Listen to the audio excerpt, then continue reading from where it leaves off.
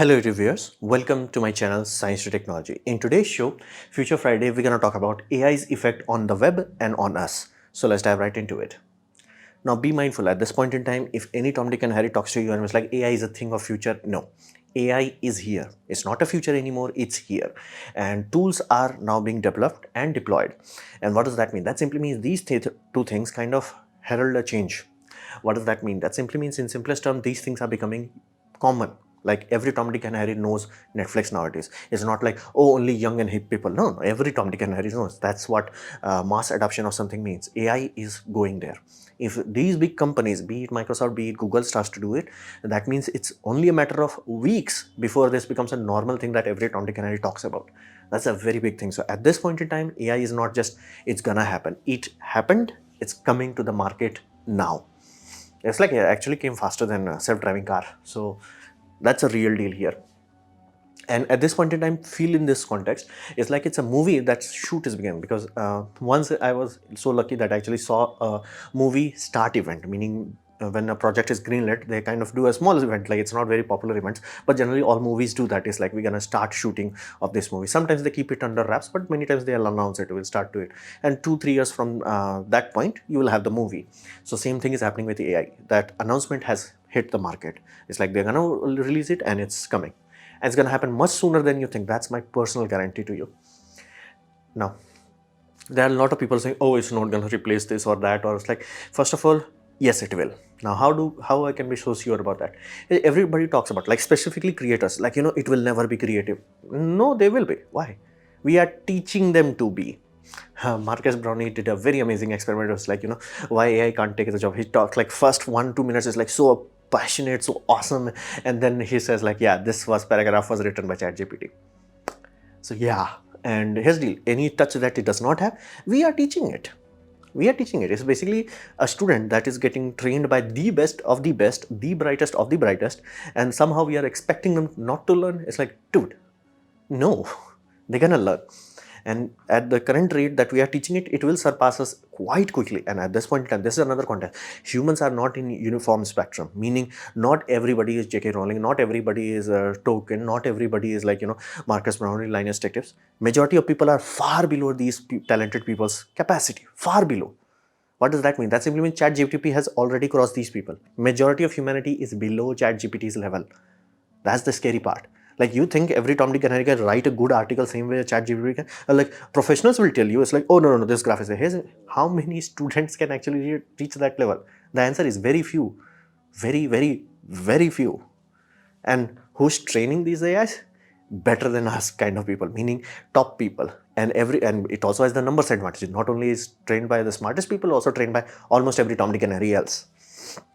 So it will surpass us in terms of creativity. It will.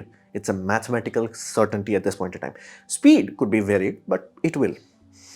Now, what is the limiting factor on these things? Well, at this point in time, the limiting factor is understanding human voice.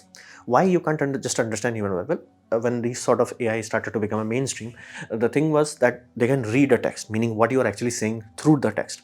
But when you add a layer of voice, you are also saying many things through the tone of your voice. Meaning, if you take my audio, like what I'm speaking right now, and you just parse it and you create a sentence, that sentence only contains few percent of the meaning. Majority of the meaning is how I'm saying each word, meaning which word I'm emphasizing, which word I'm like glossing over it. All those tone data that our brain subconsciously picks up, filters it out, parses the meaning, that adds that meaning. Basically, it's the multiplication of that meaning versus the meaning of the words.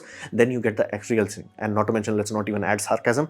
That's a divide layer. You take the tone, divide by the word's meaning, and then you get sarcasm layer. Yeah, it's complicated. So it's not gonna happen right now, as in like 2023. But I do expect this to happen in around 2025, let's just say. It's gonna happen. Let me be very clear. It's gonna happen. It's gonna take our jobs. It's gonna happen. It's not like, oh, it could or it won't. No. This is done at this point in time. Done. I have already made a department video where I try to explain. It's like why taking the jobs, like why smart people do not think it will happen, and why everyone else who can see majority of humanity, they're like, dude, this is dangerous. It's like first they replace the people in car factory with robots. Now they're replacing the administrator people with AIs. Who the hell is making the cars now? Nobody. That's the whole thing. It's like it was a step-by-step process. and we are not ready. We do not have UBI done, universal basic income, that had to be done by now, but we are not ready. And not to mention, it will change everything, and it will happen faster than you think. It will, like, one day you will open your newspaper and it will like, damn, I guarantee you, that's personal guarantee. So let's do some math into this, so you can be damn sure about that. Everything goes through what we call S-shaped curve or sigmoid diffusion curve. What does that mean? That's this puppy basically. You start with innovators, that early takeoff happens, then you have early adapter, early major adapters, then late majority, then laggards. Basically everybody switches that. Now every time this happens, wherever you have a new change in human civilization come into the market, it takes time to penetrate, quote unquote. So if you take a 1900s, you take telephone, it was there, but it was like very few, rarely used, very few penetration, like percentage wise, very few penetration. Electricity, same thing, it started kind of early, but like you can see, it crossed around 80% mark in 1945. So it took sweet time, it took a sweet time to happen. Now here's it, every new technology did it faster than the last. What does that mean? That's when telephone took sweet as time, electricity took some time, refrigerator faster, clothes dryer really fast, air conditioner damn fast, computers happened on an eye blinks, internet even faster. Like, I am old enough at this point, I'm only 30 years old, that India went through all this like this. What does that mean? That simply means when I was young, my father got telephone line. It only had 4 digits. 2 digits were added after he got the phone line. That's how young telephone was in India at that time. And now we have 5G. All that happened less than 30 years. We went from early phones to 5G. That's fast. Like, that's horrifyingly fast. Right. That's why every technology that is coming now and that is changing everything, it's penetrating exponentially faster. It's not like, oh, it will take its time. No, sir. Nope. It's like, bam. To give you a software context of it, Netflix started in 1999. Now, before you freak out, it's like, did we had internet back then? Yes and no. In 1999, all they are talking about is basically mailing DVDs in your envelope. That's what Netflix used to do. So it took them 3.5 years to gain 1 million subs. Kickstarter, 2.5 years. Airbnb, 2.5 years. Twitter, 2 years. That took some sweet time. Facebook, 10 months. It was fast. Spotify, 5 months. Instagram, 2.5 months. That's fast. ChatGPT, 5 days. Take it and go home. It's not fast. It's horrifyingly fast. Basically, the line is no longer like this. It's just like direct. It's like it hits the market 100%. So AI will happen the fastest ever. So this graph should give you a very good context. I started in like 1900 data capturing on this. It goes to 2005 and you get the point. Like everything, every next big thing is happening exponentially fast. Like YouTube took a sweet time to penetrate the market and TikTok did that in. So same thing, AI will be the fastest ever. Like if you thought TikTok, Instagram, this thing became instant, AI will be like, hold my beer. So this will happen fundamentally, and it will not be measured in decades. Like it took 2-3 decades. Like it took a smartphone a whole decade to become good and normal thing. It won't take AI a decade. It will be talked in years or maybe even month. So it will go from impossible to possible to imagination. It's like we could not even imagine what AI could do. And that's why I specified the maths. That's why I provided the technical context data. And we are here. We are just beginning to start. So math is here. Math is real. So what's the biggest impact? The biggest impact would be the web ads, because here's the even though the CEO of Microsoft did say that it will not affect it, I do not believe him. And again, I don't believe him. Is like he's saying evil things. He's like, he's smart. He understands that, like, even though ChatGPT gives him a data that he needs to investigate. Basically, he'll just take a summary. If he finds the summary interesting, he's gonna click the link and he's gonna go in, do this deep research. He's smart. He's like that. But here's the, not everybody is smart. So what does that mean? That simply means majority of humanity will not do that. So this is the budget of around 2018. Like that should give you a context. Like there is some big money in internet advertising just in USA alone, and that is $107 billion. If you ever wondered how the heck internet is free, that's the money of it.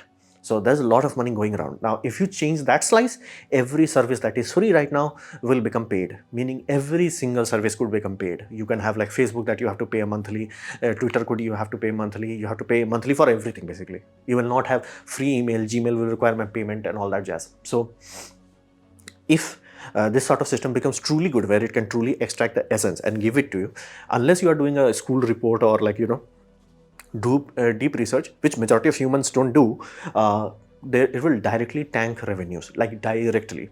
Like I'll give you a real world example. How many of you have used Wikipedia? Surprisingly, a lot of you. How many of you have actually clicked the link that it shows at the bottom, where it's like, this is the source, this is why I'm saying? How many of you have done that? Don't talk about school exams. I'm talking just as a general thing. And it has to be done as a general thing. That's how advertisements are made. So if you are not advertising, you're not making money. If you're not making money, you have to shut down the site or make it paid site. So that is why it's a very, very big thing. And another aspect is that over time, it itself will become the source, meaning many people are already doing it. It's like, they are writing up articles using ChatGPT itself. They are saying like, this is the data, please write an article about it. That's a self-fulfilling loop, meaning instead of having source data, source, quality, human translation, then AI extraction, you have source, AI extraction, and that's it. And worst case scenario, AI extracted data directly extracted by another AI, and then you're just going cycling without any source. And you can see that like many times, especially in my tech, because I'm aware of this, is that I've noticed many YouTubers, again, not as a ill will, but as in like they're talking about this technology, but they never go into details of it, like actual depth of it. It's like everybody is, I can figure out, it's like, hey dude, you watch this video. That's why you do not know about this detail. Like you can check that out. So it happens. Over time, source get diluted to like oblivion. And feedback loop of data to AI itself, that's very dangerous.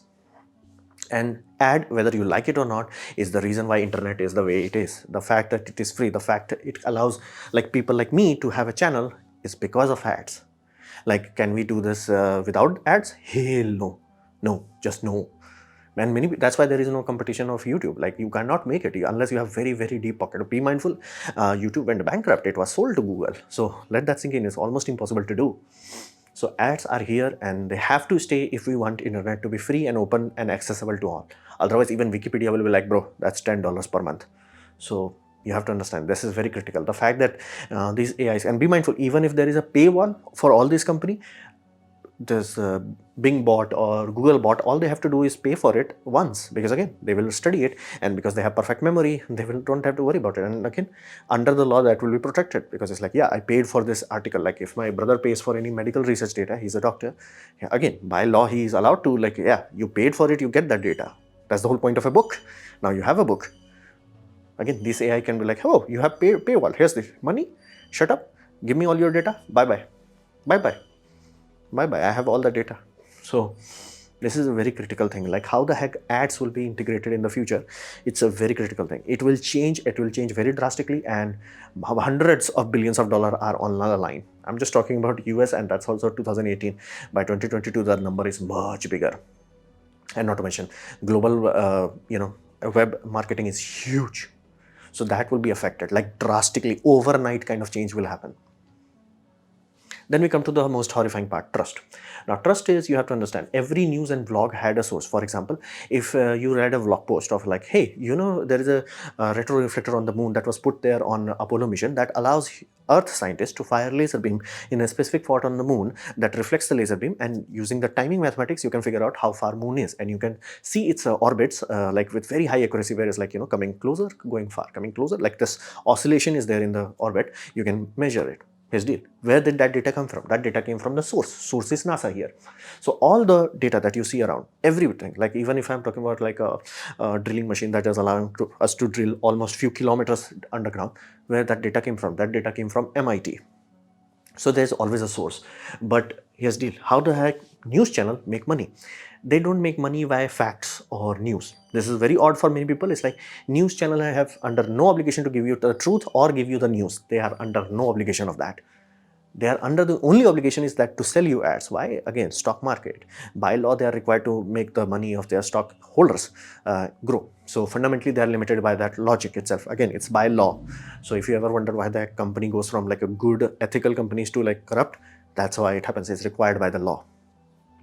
So they are under no obligation to tell you the truth, and that's why you will notice that majority of news now nowadays is no longer about news. It's about personalities. Like you will have personalities. Like this individual became very popular in India. It's like, "Mujhe drugs do." There was a big drug case about some celebrities, and it's like it was a big deal. It was like, damn. It's like it became blew up, and you will notice that like that's why you know about news personalities nowadays. Again, they are selling you ads. News is just the medium they chose.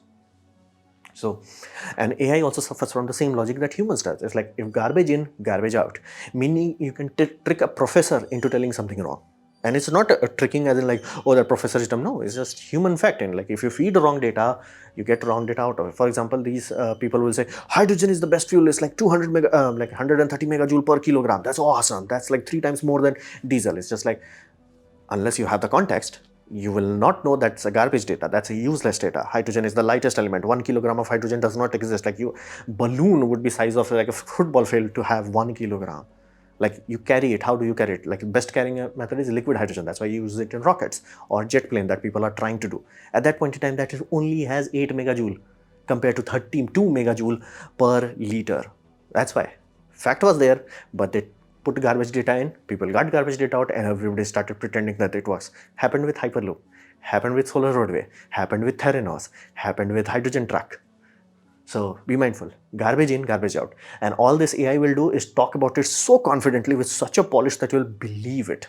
Like, I had this conversation. I'm not just taking as like boasting point. I'm like, it was a red alert for me. It's like, oh, that's how, like, I also find it odd. It's like, hey, if I am the one who can figure out like Hyperloop is not gonna, and 10 other YouTubers much bigger than me has figured it out, how the heck nobody in Indian government could figure it out? That's not gonna work. It's a white elephant scam.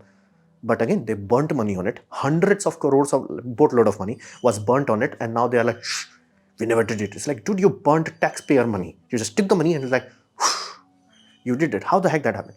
Solar Roadway, it burned through $1 billion and has not a single kilowatt unit sold out of it. Dude, that's price of 1 gigawatt solar farm. How the heck that happened? That's the same thing. Garbage in, garbage out. Meaning, if you feed bad data to someone, you can trick the best intelligence into giving garbage out. Again, it's not a dig on evil. This is a side effect of intelligence itself. It's like, you have to feed it good things. So garbage in, garbage out. So how the heck these companies, basically Bing or Microsoft, Bing or Google will solve it? Well, they have the best thing they can do. Like, if I were Bing or Google, this is what I will do. You'll start to create a paid data source. What does that mean? That simply means there are few big things. For example, everything connected to government. They are the big search items, meaning anything doing with IIT, doing with NASA, doing with MIT. These things are big things. Now, fundamentally, all these things are required by the law to share all their information, and all their information, public research paper, are available. Here's the deal. If I were running this company, I would like have a small branch. It's like, okay, you people, I will create a AI data tag where it's like, okay, AI, if this branch of the people give you the data, put that data as like 80% higher priority compared to everything else would be less 20%. Why? These people will be paid again, so they will have actual incentive to do the good work, and they'll directly extract data from all the government sources. Taxes, they will directly get data from the government itself. Government is required by law to give that sort of data. Like, all that data, like, this will be the quality data source, where they're like, rather than saying like, there is this vlog talks about retroreflector moon, they will say there was a retroreflector put on this Apollo mission during this time, and this is the context of NASA, this is the time when this experiment, like, direct source. Like, there is no source to vloggers to extract AI to user. It's like user, AI, source. And again, it will cost them money, but it will be chump change, and it will allow them to earn trust. And trust is priceless. So trust me, it matters from their point of view. So I'm reasonably sure both of these companies will do that, unless they are idiotic. It's necessary. Otherwise, they will literally have a scenario as like flat earthers start to take over it. Because again, they can create 10,000 website, and if it's using weightage, it's like, hey, which more websites are more popular, they can give up messed up results. So it's far more wise from their point of view to invest in actually creating data source. They were like, okay, all the research people, and they can keep collecting data. Over time, they will reach a point where it's like, yeah, the AI itself can validate information because it has quality. So it's a very, very useful tool. So, and again, it's a very small fee from a company as big as Google and Microsoft. It's a tiny fee, and for trust, it's free. Like, it can literally break backbone of all of this news channel if they invest directly on the source. And nobody actually needs to have like, I need to know what is happening in Turkey. What the hell are you gonna do? Like, right now, like, if you delay the news cycle 4 or 5 hours, you will reduce humanity's blood pressure by like few percentage. So trust is very important. If all these AIs, like, companies really wise about it, they will invest in it. Like, again, from a company's point of view, it makes sense. It's like, invest in it. Like, so be damn sure that if anybody Googles anything about, let's say, NASA, they will be damn sure on Bing that the result would be accurate. Why? Because Bing will directly say, here's the data. They will not be like, this blogger, post is about that. It's like, no, sir. This is NASA. This is when it was done. Take it and go. So trust is earnable in many things, like related to government. Everything related to government is open to public information, and you can directly extract the information, and you can mark it also. Meaning, again, governments are not gods. They do make mistakes. They're like, okay, NASA made this mistake. This was the time when they retracted it. You can even have that information. Imagine doing that for medical information. So you will not like, oh, like, this polio is created by the vaccine itself. It's like, dude, if you had the vaccine, it will not affect you. It only affects the people who are not vaccinated. So you get that point. Like, it's a very easy to do. And again, all this information by law required to be open in public. You can extract it, mark it, validate it, create it, put it in a higher priority, and that's how you can be damn sure. It's like, why are you saying this vaccine works? Because of this test data. You will not allow anybody else to contaminate it. That's the only way you can have trust. Again, be mindful, not 100%, but better than just raw. Then we come to the most dangerous aspect of it. The dangerous aspect is comprehension. Because again, what will be the worst side effect of AI? That's the comprehension part, especially because of after seeing how Bing demonstrated it, it kind of freaked me out. Because here's the deal. Let's say you have sugarcane, you extracted sugarcane to make sugarcane juice, you drank it, so awesome. Now, what if you extracted the sugarcane juice itself? You will have poison at the other end. So same thing happens here. You cannot extract from the extract itself. If you have concentrate of something, you cannot concentrate it any further. You cannot just like, what if I have this video file? What if I compress it? Awesome. Like a raw video file, compressed, no quality loss. You still have like a lot of storage saved and good quality. Compress it more. Now it's starting to reach potato quality. Compress it more. Now you have garbage. So same thing happens here. Every data is already compressed. It cannot be compressed beyond a certain point. For example, every post article is already a summary, meaning somebody, like I'm talking about that example of hydrogen, or be it, let's say, moon and retroreflector on the moon. They must have read a big article, then they compressed it. Now you are using an AI to compress it further. You can't. You fundamentally cannot do that. Because it will give you the delusion that you know everything, but you don't know anything. Because here's the deal. The person who created this financial report, and this financial report is like 200 pages. There is a reason why it's 200 pages long. And I can guarantee you the person who created this data must have studied through more than 2000 pages of data. Then they are like, okay, 200 out of it. It was already extract. You extract it any further, you remove fluff. Now people are like, oh, you can remove fluff. Here's the deal. Fluff provides context and weightage. Meaning, that's why we have books. That's why we do not have like Harry Potter and like Harry was born, Harry ends Dumbledore, Harry ends Voldemort, the end, go home, sweet dreams. That's not a story. Like a story has context, it has fluffs, it has weightage. That's like, why it's a big deal, why it's not a big deal. All those is in the fluff counter. You have to have the fluff counter. Imagine a movie where it's like hero comes in, villain dies, done, 5 seconds, go home. You're like, what the hell? That's the whole point. Context of love. Again, even in scientific paper, because I'll give you a simple example. Hydrogen one is like, hydrogen has this much energy density. It's like, no, it does not. It has by mass, not by density. Because density is measured in liquids, as in like liters. How much liquid you can carry in like a jumbo jet. Like it has to carry liquid hydrogen. Compressed hydrogen does not have enough density. It has to carry liquid hydrogen. At that point in time, you have to compare how many megajoule per liter it has compared to how many megajoule a jet fuel has, right? That's the whole point. Liquid, and like liters of capacity and liters of capacity. But again, that is in the fluff detail. You extract any hydrogen paper, AI will only give you that data. It's like 130 megajoule versus 38 megajoule. They will not even go into the liter part. And that's very important. And that's why like you can have educated, clever people. If they remove the fluff, if somebody fed them garbage data, the garbage data will be output. And if people started to do this en masse, where instead of having a report, they study the report, this should happen, like this extraction of data should happen in your brain. Then you will have data, then you will have information, then you will have knowledge, and then you will have wisdom. Your brain should go from, okay, I read the data, I extract information, or I convert that information into knowledge. Then you do it multiple times, then you gain wisdom. If AI does that, it gives you illusion, oh, I have the wisdom because I compressed this. No, what you have is data again. Like you do not have these things. You thrown it away. Right? A video file can be compressed from raw to a good compression very easily. But from a good compression, again compress it, it's potato quality. Compress it again, you have useless. Same thing. And that's why we have libraries. That's why we have books. That's why like Game of Thrones is such a big novel. Or Wind and Fire. Ice or Fire, or whatever, what exactly is the name. So that's why fluff is very important. It provides context, it gives you weightage. And facts without context is very dangerous. I'll give you a simple example. Solar panel is very expensive. It's very useless technology because it cannot provide us energy. Is that true? Factually, yes. Is that true? No. How the heck those two things here? I removed the context. I did not say which year this statement was said. If I say back in the early days of solar panel development, majority of the clients were either extreme remote scenarios or satellites. Satellite had infinite budget, so they are like, okay, make it very expensive. Here's the deal. That will never work. Like if you see the cost of early solar panels that was used on satellite, nobody will ever use solar panels in their house, but we are doing it now. What happened? Development. I gave you a true data, but remove the context of it. That data became toxic. Now you can say that factual data, and you can even context it, cited by NASA. It's like, dude, cited by NASA in 1965, like cite by NASA 2010. How about that?